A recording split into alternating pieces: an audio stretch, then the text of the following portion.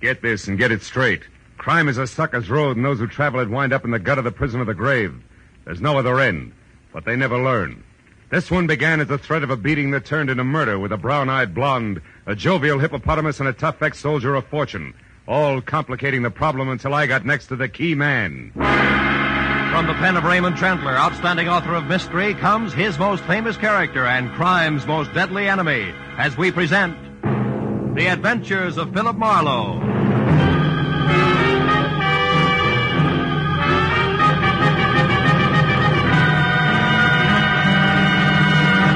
Now, with Gerald Moore, starred as Philip Marlowe, we bring you tonight's exciting story, The Key Man.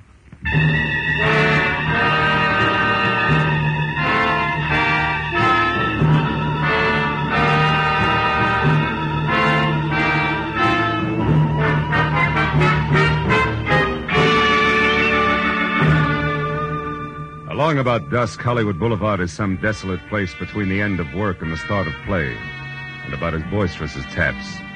So except for a sallow-faced masher leaning against the nearby storefront warming up his evening leer, I was alone on a lot of fancy pavement when I walked up to the box office of the newsreel theater near Cahuenga. Paid my 40-cent admission, tax included, and started inside, where, of all places, I was to meet my new client, one Mark Hummel.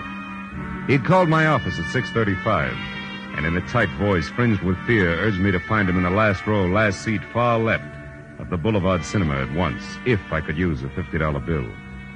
It was exactly 6:45 when I crossed the length of lobby to aisle 4 and entered the theater proper, which was almost empty. It was 2 minutes after that before I could see well enough to tell that the man all alone in the aforementioned seat, who wore white French cuffs protruding out of gray flannel, a pleated frown and not paying any attention to the bathing beauties on the screen who were water skiing through Florida's Cypress Gardens, had to be my client. I eased in and sat down next to him. I could see he was watching me out of the corner of his eye. Marlowe? Yeah. My plane leaves for New York in half an hour. Watch it, honey. You ought to see that I'm on it and in good health.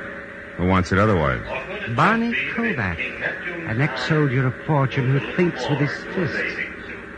He works as store boss in a garage where they park cars. He's threatened to kill me with his bare hands. Why? What'd you do? Nothing. It was perfectly legitimate. Mm-hmm. He had a chance to get out of Hippo Link's place. Get out of whose place? Hippo Link. Oh.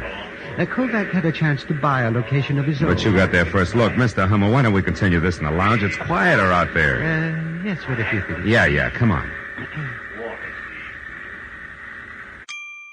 Sample complete.